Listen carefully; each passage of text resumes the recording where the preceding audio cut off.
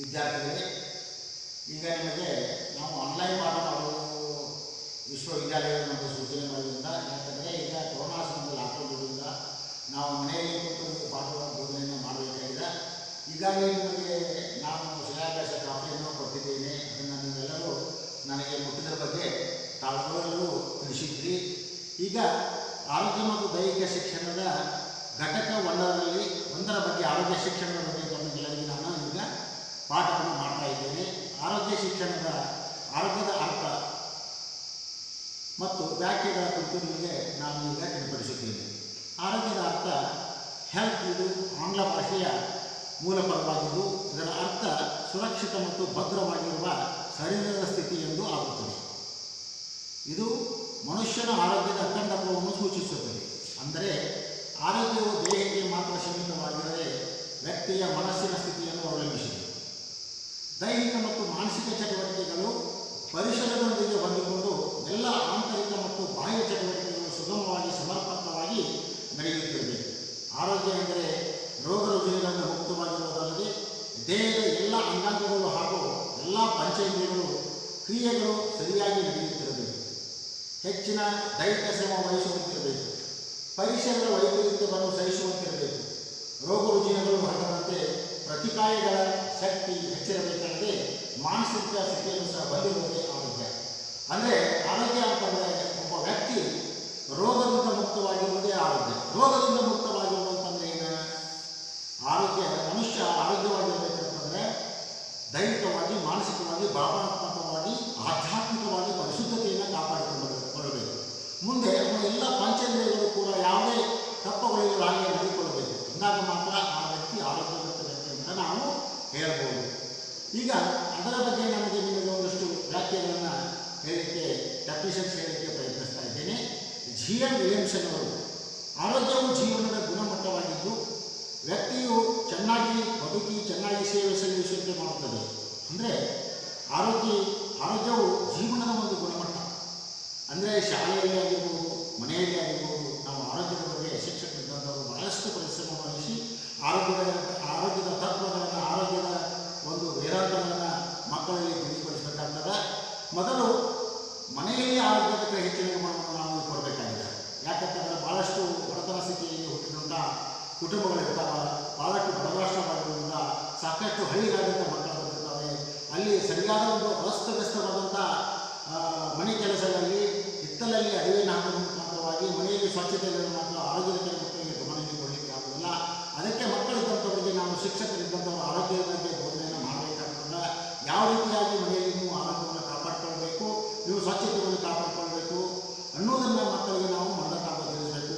ಶಾಲೆಯಲ್ಲೂ ಕೂಡ ಮಕ್ಕಳಿಗೆ ದಿನನಿತ್ಯ ಒಂದು ಫ್ರೀಯರ್ ಟೈಮ್ನಲ್ಲಿ ಆ ಮಕ್ಕಳ ಒಂದು ವೇಷಭೂಷಣಗಳನ್ನಾಗಲಿ ಅವರ ಆರೋಗ್ಯದ ಏರುಪೇರುಗಳಲ್ಲಿ ಶಿಕ್ಷಕರಿದ್ದವರು ಗಮನಿಸಿ ಅವರ ಆರೋಗ್ಯದ ಕಡೆ ಗಮನ ಕೊಡುವುದರಿಂದ ಅವರ ಆರೋಗ್ಯ ಸುಧಾರಣೆ ಆಗ್ತದೆ ಅನ್ನುವಂಥ ವಿಚಾರವನ್ನು ನಾನು ಇಲ್ಲಿ ತಿಳಿಪಡಿಸ್ತಾ ಇದ್ದೇನೆ. ಮುಂದೆ ವರ್ಲ್ಡ್ ಹೆಲ್ತ್ ಆರ್ಗನೈಜೇಷನ್ ಇವರ ಪ್ರಕಾರ ವ್ಯಕ್ತಿಯು ದೈಹಿಕವಾಗಿ, ಮಾನಸಿಕವಾಗಿ, ಸಾಮಾಜಿಕವಾಗಿ ಸದೃಢನಾಗಿರುವುದಲ್ಲದೆ ಯಾವುದೇ ರೋಗ ರುಜಿನಗಳಿಂದ ದೂರವಿರಬೇಕು. ಹಾಗೂ ವ್ಯಕ್ತಿಯಲ್ಲಿ ದೈಹಿಕ ಶಕ್ತಿ, ಕಷ್ಟ ಸಹಿಷ್ಣುತೆ, ಚಾಕಚಕ್ಯತೆ, ಮಾನಸಿಕ ಸಮತೋಲನ ಇವೆಲ್ಲವೂ ಇರಬೇಕು. ಒಬ್ಬ ವ್ಯಕ್ತಿ ವರ್ಲ್ಡ್ ಹೆಲ್ತ್ ಆರ್ಗನೈಜೇಷನ್ ಇವರ ಪ್ರಕಾರ ಅಂದರೆ ಮಾನವ ಅಥವಾ ವಿದ್ಯಾರ್ಥಿಗಳು, ನಾಗರಿಕರು ಆರೋಗ್ಯವನ್ನು ಕಾಪಾಡಿಕೊಂಡು ಹೋಗಬೇಕಂತಂದ್ರೆ ಅವನು ದೈಹಿಕವಾಗಿ, ಮಾನಸಿಕವಾಗಿ, ಭಾವನಾತ್ಮಕವಾಗಿ ಶುದ್ಧತೆಯಲ್ಲಿರಬೇಕು, ಸದೃಢವಾಗಿರಬೇಕು. ಒಂದಾಗ ಮಾತ್ರ ಅವನು ಉತ್ತಮವಾದ ಆರೋಗ್ಯವಂತೆ ಎಂದು ಹೇಳಬಹುದು. ಇವತ್ತು ಆರೋಗ್ಯವನ್ನು ನಾವು ಕೇಳ್ತಾ ಇದ್ದೇವೆ. ಆರೋಗ್ಯ ಹೇಗೆ ಕೇಳ್ತೇವೆ? ಇವತ್ತು ನಾವು ದವಾಖಾನೆ ಹೋಗುವಂಥ ಸಂದರ್ಭದಲ್ಲಿ ನಾವು ತೋರ್ಸಕ್ಕೆ ಹೋಗಿರ್ತೇವೆ, ಅವರು ತೋರ್ಸಕ್ಕೆ ಹೋಗ್ತಾರೆ. ನಾವು ಭಾಳ ದಿನ ಮೇಲೆ ಆತ್ಮೀಯ ಗೆಳೆಯರು ಬೇಕಾದಾಗ ನಾವು ಕೇಳೋ ಪ್ರಶ್ನೆ ಏನು? ಆರಾಮಿದೆಯಂತ ಅಂತಷ್ಟೇ ಕೇಳ್ತೀವಿ. ಇಲ್ಲಿ ಆರಾಮಿದ್ದೆ ಅಂತ ಕೇಳ್ತೀವಿ. ಅವನು ದವಾಖಾನೆ ತೋರ್ಸಕ್ಕೆ ಹೋಗ್ತಾರೋ, ನಾವು ದವಾಖಾನೆ ತೋರ್ಸಬೇಕು. ಅವರು ಏನಂತಾರೋ ಆರಾಮಿದ್ದೇನೆ ಅಂತಾರೆ. ಆದರೆ ಇವತ್ತು ಅವನ್ನ ನಾವು ಎಷ್ಟು ಕೋಟಿ ಗಳಿಸಿದ್ವಿ, ಎಷ್ಟು ಹೊಲ ಆಸ್ತಿ ಮಾಡಿದ್ವಿ, ಎಷ್ಟು ಶ್ರೀಮಂತ ಆಗಿರುವಂಥ ಮಾತನ್ನು ಯಾವತ್ತೂ ನಾವು ಕೇಳೋದಿಲ್ಲ. ಸ್ಪಷ್ಟವಾಗಿ ನಾವು ಕೇಳುವುದೇನು? ಭಾಳ ದಿನದ ಮೇಲೆ ಗೆಳೆಯರ ಬಿಟ್ಟಾಗಿ, ನಿಮ್ಮ ಸಂಬಂಧಿಕರ ಬಿಟ್ಟಾಗಿ ನಾವು ಕೇಳುವ ಪ್ರಶ್ನೆ ಮನೆಯು ಆರಾಮಿದೆ ಅಂತ ಕೇಳ್ತೇವೆ. ಅದಕ್ಕೆ ಆರೋಗ್ಯದ ಬಗ್ಗೆ, ಆರೋಗ್ಯವಿದ್ದವೆಲ್ಲವನ್ನೂ ನಾವು ಕಳಿಸ್ಬೋದು. ಆರೋಗ್ಯ ಇಲ್ಲ ಅಂತಂದ್ರೆ ನಾವೇನು ಕಳಿಸಿ. ಅದಕ್ಕೆ ಹಿರಿಯರು ಹೇಳ್ತಾ ಇದ್ದಾರೆ, ಆರೋಗ್ಯ ಇಲ್ಲದನ್ನು ಬಾಳುವ ದೇವರನ್ನಂತೆ. ಅಲ್ಲಿ ಗಂಟೆ ಬರೆಯುವುದಿಲ್ಲ, ಪೂಜಿಸುವುದಿಲ್ಲ, ನೈವೇದ್ಯ ಮಾಡುವುದಿಲ್ಲ. ಅಂದರೆ ಇದನ್ನು ನಿಮಗೆ ಯಾಕೆ ಹೇಳ್ಬೇಕಂತಂದ್ರೆ ಒಂದು ಹಾಳುವ ದೇಗುಲದಲ್ಲಿ ಏನಿರ್ತಕ್ಕಂತಂದ್ರೆ ಅಲ್ಲಿ ಯಾರು ಗಂಟೆ ಬರೋದಿಲ್ಲ, ಅಲ್ಲಿ ದೇವರನ್ನ ಪೂಜಿಸೋದಿಲ್ಲ, ಅಲ್ಲೇ ನೈವೇದ್ಯ ಬರೋಲ್ಲ. ಆ ಹಾಳುವ ದೇಗುಲದಲ್ಲಿ ಏನಿರ್ತಕ್ಕಂತಂದ್ರೆ ಅಲ್ಲೆಲ್ಲ ಹಂದಿ, ಈ ಕತ್ತಿಗಳು, ಇಷ್ಟಪಟ್ಟಾಡೋರು, ಜೂಜುಕೋರು, ಸೆರೆ ಕೊಡೋರು ಎಲ್ಲರೂ ಅಲ್ಲಿ ಸೇರಿ ಅದೊಂದು ಹಾಳುವ ದೇಗುಲ ಇರ್ತದೆ. ಅದಕ್ಕೆ ಆರೋಗ್ಯವಿರುವ ಭಾಳ ಕೂಡ ಆ ದೇಗುಲಕ್ಕೆ ಪೋಷಿದ್ದಾರೆ. ಅದಕ್ಕೆ ನೀವು ಉತ್ತಮವಾದ ಆರೋಗ್ಯ ಇತ್ತಂತಂದರೆ ನೀವು ಏನನ್ನಾದರೂ ಸಾಧಿಸ್ಬೋದು. ನಿಮ್ಮನ್ನೆಲ್ಲರೂ ಪ್ರೀತಿಸ್ತಾರೆ, ಸಮಾಜವು ನಿಮ್ಮನ್ನು ಗೌರವಿಸ್ತದೆ, ಶಿಕ್ಷಕರು ನಿಮ್ಮನ್ನು ಗೌರವಿಸ್ತಾರೆ. ನೀವೇ ಒಂದು ರೋಗದಿಂದ ಕೂಡಿದರೆ ನಿಮ್ಮನ್ನು ಯಾರೂ ಪ್ರೀತಿಸುವುದಿಲ್ಲ. ಅದಕ್ಕೆ ಆರೋಗ್ಯದ ಕಡೆ ಹೆಚ್ಚಿನ ಗಮನವನ್ನು ನೀವು ಕೊಡಬೇಕಾಗ್ತದೆ. ಆರೋಗ್ಯ ಸುಂದರವಾಗಿತ್ತು, ಸದೃಢವಾಗಿತ್ತು ಅಂತಂದ್ರೆ ನಿಮ್ಮಲ್ಲಿ ಒಳ್ಳೆಯ ಆಲೋಚನೆಗಳು ಕೂಡ ಮನೆ ಮಾಡಿರ್ತಾರೆ.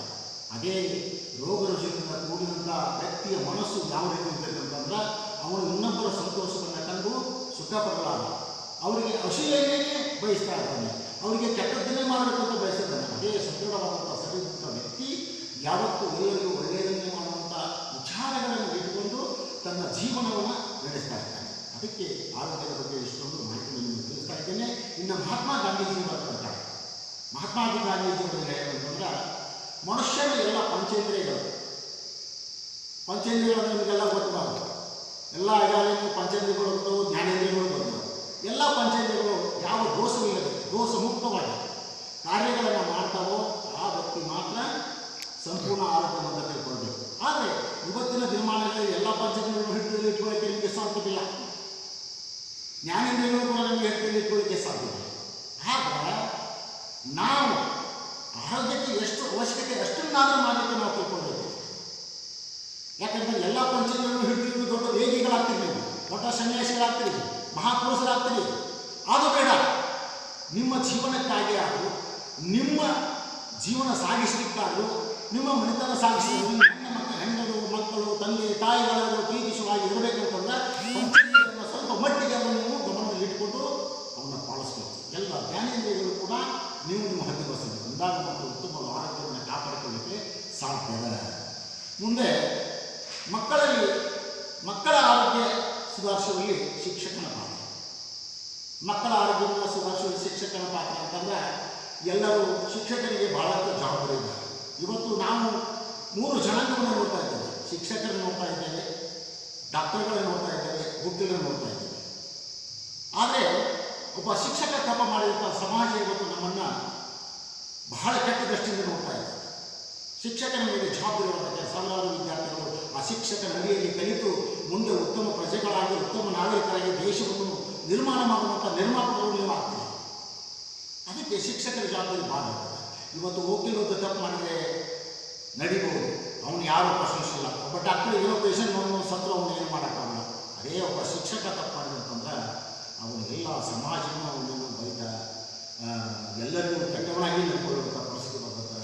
ನಾವು ಬಿಳಿ ಶರ್ಟ್ ಇದ್ದಂಗೆ ಶಿಕ್ಷಕರಿದ್ದಂಥ ಅದರ ಮೇಲೆ ಒಂದು ಸುಕ್ಕಿ ಕುಂತರೂ ಕೂಡ ಅದು ಕಣ್ಣಿಗೆ ಅಡ್ಡಿ ಕಾಣ್ತದೆ. ಅದಕ್ಕೆ ಇವತ್ತು ನಾವು ಶಿಕ್ಷಕರಿಗೆ ಒಂದು ಸ್ವಚ್ಛತೆಯಿಂದಿರಬೇಕು. ಶಿಕ್ಷಕರಿಗೆ ಜವಾಬ್ದಾರಿ ಮಕ್ಕಳ ಮೇಲೆ ಭಾಳ ಇರ್ತದೆ. ಯಾಕಂತಂದ್ರೆ ಆರೋಗ್ಯದ ಮಾತು ತಿಳಿಯುವುದು ಇಂದಿನ ದಿನಮಾನಗಳಲ್ಲಿ ಅತಿ ಅವಶ್ಯವಾಗಿದೆ. ಆರೋಗ್ಯದ ಅಗತ್ಯ ತಿಳಿಯುವುದು ಅನಾರೋಗ್ಯಕ್ಕೆ ತುತ್ತಾಗಿ ಅನೇಕ ಕಾಯಿಲೆಗಳಿಂದ ಬಳಲಬೇಕಾಗುತ್ತದೆ. ಮಕ್ಕಳಿಗೆ ರೋಗಗಳು ಬರುವಂತೆ ಎಚ್ಚರವಹಿಸುವುದು ಇಂದಿನ ಜನಾಂಗದ ಆರೋಗ್ಯದ ಅಗತ್ಯಗಳಲ್ಲಿ ಒಂದಾಗಿದೆ. ಶಿಕ್ಷಕರು ಮಕ್ಕಳಲ್ಲಿ ಶುಚಿತ್ವ ಮತ್ತು ಸ್ವಚ್ಛತೆಗಳ ಬಗ್ಗೆ ಪರಿಜ್ಞಾನ ಮಾಡಿಕೊಡುವುದರಿಂದ ಭವಿಷ್ಯದಲ್ಲಿ ಸಂತೋಷವಾದ ರೋಗಮುಕ್ತ ಜೀವನಕ್ಕೆ ಅಡಿಪಾಯ ಹಾಕಿಕೊಡ್ತಾರೆ. ಶಿಕ್ಷಕರಿದ್ದಂಥವರು ಕ್ಲಾಸ್ ವರ್ಗದ ಶಿಕ್ಷಕರಿರ್ತಾರೆ, ದೈಹಿಕ ಶಿಕ್ಷಕರು, ಎಲ್ಲ ಶಿಕ್ಷಕರು ಮಕ್ಕಳ ಮೇಲೆ ಭಾಳಷ್ಟು ಗಮನವನ್ನು ನಾವು ಹರಿಸಬೇಕಾಗ್ತದೆ. ಯಾಕಂತಂದ್ರೆ ಎಲ್ಲ ರೀತಿಯಾದಂಥ ಎಲ್ಲ ವಯೋಮಾನವಾದಂಥ ವಿದ್ಯಾರ್ಥಿಗಳು ಶಾಲೆಗೆ ಬರ್ತಿರ್ತಾರೆ. ಶಾಲೆಯಲ್ಲಿ ಬರುವಂಥ ಒಂದು 50 ವಿದ್ಯಾರ್ಥಿಗಳಲ್ಲಿ ಹಾಯ್ ಕುಟುಂಬದಿಂದ ಭಾಳ ಶ್ರೀಮಂತ ವ್ಯಕ್ತಿಗಳು ಇರ್ತಾರೆ, ಭಾಳ ಬಡತನದಿಂದ ಬಂದಂಥ ವ್ಯಕ್ತಿಗಳು ಇರ್ತಾರೆ. ಅವರೆಲ್ಲರಿಗೂ ನಾವು ಗಮನದಲ್ಲಿ ಒಬ್ಬ ಶಿಕ್ಷಕ ಇಟ್ಕೊಳ್ಬೇಕಾಗ್ತದೆ. ಉತ್ತಮ ಆಹಾರ ಪೋಷಕಾಂಶಗಳನ್ನು ಯಾವ ಸೇವನೆ ಮಾಡ್ತಾರೆ, ಉತ್ತಮವಾದ ಆರೋಗ್ಯವನ್ನು ಕಾಪಾಡಿಕೊಡ್ತಾರೆ. ಒಂದು ತುತ್ತು ಅನ್ನಕ್ಕೆ ಕೂಡ ಪರಿಸ್ಥಿತಿ ಕೆಟ್ಟಂಥ ಪರಿಸ್ಥಿತಿಯಲ್ಲಿ ಬಡ ಮಕ್ಕಳಿಗೆ ಭಾಳ ತೊಂದರೆಗಳಿದ್ದಾವೆ. ಇಂತಹ ವಿಚಾರವನ್ನು ಶಿಕ್ಷಕಿದ್ದಂಥ ಗಮನದಲ್ಲಿಟ್ಟುಕೊಂಡು ಪ್ರತಿಯೊಬ್ಬ ವಿದ್ಯಾರ್ಥಿಯ ಆರೋಗ್ಯದ ಬಗ್ಗೆ ವಿಚಾರಣೆ ಮಾಡಿ ಅವು ಏನಾದರೂ ತೊಂದರೆ ಇದ್ದರೆ ರೋಗಗಳು ಅವರಲ್ಲಿ ಇದ್ದರೆ ಆಗಿಂದಾಗ ಆ ಮಕ್ಕಳಿಗೆ ನಾವು ಸೂಚನೆಯನ್ನು ಕೊಟ್ಟು ಶಾಲೆಯಿಂದ ವೈದ್ಯಾಧಿಕಾರಿಗೆ ಪೂರೈಸಿ ನಾವು ಅವರನ್ನು ಕರೆಸಿ ಆ ಮಕ್ಕಳನ್ನು ನಾವು ಆರೋಗ್ಯಕರ ಮಾಡಲಿಕ್ಕೆ ಭಾಳಷ್ಟು ಶ್ರಮ ವಹಿಸಬೇಕಾಗ್ತದೆ. ಶಿಕ್ಷಕರು ಮಕ್ಕಳಿಗೆ ಕಾಯಿಲೆಗಳು ಆವರಿಸಿದಂತೆ ಆಯಾ ವಯಸ್ಸಿನಲ್ಲಿ ತಜ್ಞ ವೈದ್ಯರ ಸಲಹೆ ಪಡೆದು ಮಕ್ಕಳಿಗೆ ರೋಗ ನಿರೋಧಕ ಲಸಿಕೆ ಮತ್ತು ಚುಚ್ಚುಮದ್ದುಗಳನ್ನು ಕೊಡಿಸುವಂತೆ ಸೂಚಿಸುವುದು ತುಂಬ ಅವಶ್ಯವಾಗಿದೆ. ಯಾಕಂತಂದರೆ ನಾವು ಹೋಗಲಿ ಬಿಡು ಅನ್ನುವಂಥದ್ದು ಬಿಡಲಿಕ್ಕಾಗಲ್ಲ. ಇವತ್ತು ಕೊರೋನಾ ನೋಡ್ತಾ ಇದ್ದೇವೆ. ನಾವು ಕೊರೋನಾ ವೈರಸ್ಸನ್ನು ನೋಡಿ ನಾವೆಲ್ಲ ಇಡೀ ಜಗತ್ತೇ ನಡೆದು ಹೋಗ್ತಾ ಇದೆ. ಎಲ್ಲಿಯಾದರೂ ಹೋದರೆ ಏನಾದರೂ ನಮಗೆ ಕೊರೋನಾ ಬಂದಿತ್ತಲ್ಲ ಅನ್ನುವಂಥ ಭಯದಲ್ಲಿ ನಾವೆಲ್ಲರೂ ಹೋಗ್ತಾ ಇದ್ದೇವೆ. ಹಾಗೆ ಆರೋಗ್ಯ ಶಿಕ್ಷಣ ಕೂಡ ಶಾಲೆಯಲ್ಲಿ ಅನಾರೋಗ್ಯದಿಂದ ಬರುವಂಥ ವಿದ್ಯಾರ್ಥಿಗಳನ್ನು ನಾವು ಬಿಟ್ಟಿದ್ದೇ ಆದರೆ ಎಲ್ಲರೂ ಅನಾರೋಗ್ಯ ಪೀಡಿತರಾಗಬೇಕಾಗ್ತದೆ. ಶಾಲೆಗಳಲ್ಲಿ ನಾವು ಆರೋಗ್ಯವನ್ನು ಯಾವ ರೀತಿ ಕಾಪಾಡ್ಕೊಳ್ಬೇಕಂತಾರೆ ಯಾರ್ಯಾರು ಕಣ್ಣು ಬೇನೆ ಬಂದಿರ್ತದೆ. ಕಣ್ಣು ಬೇನೆ ಬಂದಂಥ ವಿದ್ಯಾರ್ಥಿ ಹೋಗಲಿ ಬಿಡುವಂತ ಬಂದ್ರೆ ಅಲ್ಲಿದ್ದಂಥ 50 ಮಕ್ಕಳಿಗೂ ಕೂಡ ಕಣ್ಣು ಬೇನೆ ಬರ್ತದೆ. ಅದಕ್ಕೆ ನಾವು ಯಾವುದರಂಥ ಒಬ್ಬರಿಂದೊಬ್ಬ ಹರಡುವಂಥ ರೋಗಗಳನ್ನು ನಾವು ಗುರುತಿಸಿಕೊಂಡು ಆಗಿದ್ದ ತಕ್ಷಣ ಅವುಗಳಿಗೆ ನಾವು ವೈದ್ಯರಿಂದ ಒಂದು ಉಪಚಾರವನ್ನು ಮಾಡಿಸಿ ಮುಂದೆ ಆ ಮಕ್ಕಳಿಗೆ 4 ರಿಂದ 5 ಕಣ್ಣು ಕಡಿಮೆ ಮಟ್ಟ ಸಾಗಿ ಬರಬೇಡಪ್ಪ ಅಂತ ಹೇಳಿ ಅವನ್ನು ಕಳಿಸಬೇಕು. ಅಥವಾ ಕಾಲರ ಮಲೇರಿಯಾ ಇಂಥ ರೋಗಗಳು ಸಾಕಷ್ಟು ಹರಡ್ತಾ ಇರ್ತವೆ. ಆ ಮುನ್ನೆಚ್ಚರಿಕೆ ಕ್ರಮವಾಗಿ ಮಕ್ಕಳಿಗೆ ಯಾವ ರೀತಿಯಾದಂಥ ಆಹಾರವನ್ನು ಸೇವಿಸಬೇಕು, ಬಿಸಿನೀರನ್ನು ಕುಡಿಬೇಕು, ಯಾವ ರೀತಿಯಿಂದ ಮುಂಜಾಗ್ರತೆ ಕ್ರಮಗಳು ಕೂಡ ಮಕ್ಕಳಿಗೆ ಶಿಕ್ಷಕರಿಗೆ ನಾವು ತಿಳಿಸಬೇಕಾಗ್ತದೆ. ಅದಕ್ಕೆ ಇಲ್ಲಿ ಶಿಕ್ಷಕರ ಪಾತ್ರ ಬಹಳ ಮುಖ್ಯವಾಗಿರ್ತದೆ. ಆರೋಗ್ಯವು ಹೊರಗಿಂದ ಸಂಪಾದಿಸುವ ವಸ್ತುವಲ್ಲ. ನಾವು ಇವತ್ತು ಸಾಕಷ್ಟು ನಮ್ಮ ಹತ್ರ ದುಡ್ಡು ಅಂತಂದ್ರೆ ಸಾಕಷ್ಟು 4 ಅಂತಸ್ತಿನ ಮನೆಯನ್ನು ತರ್ಬೋದು, ಐಷಾರಾಮಿ ಕಾರನ್ನು ತರ್ಬೋದು, ಭಾಳಷ್ಟು ಬೆಲೆ ಬಾಳುವಂಥ ವಸ್ತುಗಳನ್ನ ಕೊಡ್ಬೋದು, ಬಂಗಾರವನ್ನು ಕೊಡ್ಬೋದು. ಅದೇ ಆರೋಗ್ಯ ಒಳ್ಳೇದಿದ್ರೆ ಅಲ್ಲ ಅವನ್ನೆಲ್ಲ ಕೊಡ್ಬೋದು. ಆರೋಗ್ಯವೇ ಒಳ್ಳೆಯದಿಲ್ಲ ಅಂದರೆ ನಿಮ್ಮ ಹಣ ಇದ್ದತ್ತು ಏನು ಮಾಡೋದು? ಹಣ ಭಾಳ ಮುಖ್ಯವಲ್ಲ. ಆರೋಗ್ಯಕ್ಕಂದ್ರೆ ನೀವು ಮುಂದೆ ಬೇಕಾದಷ್ಟನ್ನು ಬಳಸ್ಬೋದು. ಅಂದರೆ ಇದಕ್ಕೊಂದು ಮಾಯಿಗೆ ಸೌಂಡ್ ಬಾಳೆ ಅಂತ ಹೇಳ್ತಾರೆ. ಅಂದರೆ ತುಂಬಿದ ಕೊಡ ಯಾವತ್ತೂ ತೊಳ್ಕೊಳ್ಳೋದಿಲ್ಲ. ತುಂಬಿದ ಕೊಡ ತನ್ನ ಒಂದು ಸಮತೋಲನವನ್ನು ಕಾಯ್ದುಕೊಂಡು ಹೋಗ್ತಾ ಇರ್ತದೆ. ಅದೇ ಅರ್ಧ ಕೊಡ ಇಟ್ಕೊಂಡು ನೀವು ಹೆಗಲ ಮೇಲೆ ಇಟ್ಕೊಂಡು ಹೋಗಿ ಅಥವಾ ಹೆಣ್ಮಕ್ಳು ಬಗಲಾಗ ಅರ್ಧ ಕೊಡ ಕುಳಿತುಕೊಂಡು ಹೋಗಿ ನಿಮ್ಮನ್ನು ಜೋಲಿ ಹಾಕಿರ್ತದೆ. ಅದಕ್ಕೆ ಯಾವತ್ತು ಈ ಆರೋಗ್ಯ ತುಂಬಿದ ಕೊಡ ಇದ್ದಾಗಿರಬೇಕು. ತುಂಬಿದ ಕೊಡ ಇದ್ದಾಗಿರಬೇಕು ಅನ್ನೋದನ್ನು ನಾವು ಏನು ಮಾಡಬೇಕು? ಆರೋಗ್ಯದ ಮುಂಜಾಗ್ರತಾ ಕ್ರಮಗಳನ್ನು, ಆರೋಗ್ಯವನ್ನು ಯಾವ ರೀತಿಯಿಂದ ಸುಧಾರಿಸಿಕೊಳ್ಳಬೇಕು ಅನ್ನೋದನ್ನು ನೀವೆಲ್ಲರೂ ತಿಳ್ಕೊಳ್ಬೇಕು. ಆರೋಗ್ಯ ಸುಧಾರಣೆ ಆಗಿತ್ತು ಅಂತಂದರೆ ನೀವು ಜೀವನದಲ್ಲಿ ಏನನ್ನಾದರೂ ಸಾಧಿಸ್ಬೋದು, ಹಣ ಬಳಸ್ಬೋದು, ವಿದ್ಯಾನ ಬಳಸ್ಬೋದು, ಸಾಕಷ್ಟು ಸಂಪಾದನೆಯನ್ನು ಮಾಡ್ಬೋದು. ಒಳ್ಳೆಯ ಆರೋಗ್ಯದ ಕ್ರಮಗಳು ಸಂಸ್ಥಾವ್ಯವಸ್ಥೆಯಲ್ಲಿ ಪ್ರಾರಂಭವಾಗಿರಬೇಕು. ಸಣ್ಣ ಮಕ್ಕಳು ನನ್ನ ಆರೋಗ್ಯದ ವ್ಯವಸ್ಥೆಯನ್ನು ನಾವು ಚಾಲನೆಗೆ ತಂದಿರಬೇಕು. ದೇಹದ ರಕ್ಷಣೆ ಹಾಗೂ ಮುಂಜಾಗ್ರತಾ ಕ್ರಮಗಳು ಅವಶ್ಯವಾಗಿರಬೇಕು. ಇದರಿಂದ ದೇಹದ ಎಲ್ಲ ಅಂಗಾಂಗಗಳು ಸ್ವಾಭಾವಿಕವಾಗಿ ಹಾಗೂ ಕ್ರಮಬದ್ಧವಾಗಿ ಬೆಳೆದು ಒಳ್ಳೆಯ ಕಾರ್ಯಗಳನ್ನು ಮಾಡುತ್ತವೆ. ಇದರಿಂದ ಅಂಗವಿಕಾರ ದೌರ್ಬಲ್ಯ ಹಾಗೂ ಯಾವುದೇ ರೋಗಗಳು ಬರುವುದಿಲ್ಲ ಅಂತ ಶಿಕ್ಷಕರ ಮಕ್ಕಳಿಗೆ ತಿಳಿಸಬೇಕು. ಬಾಲ್ಯಾವಸ್ಥೆ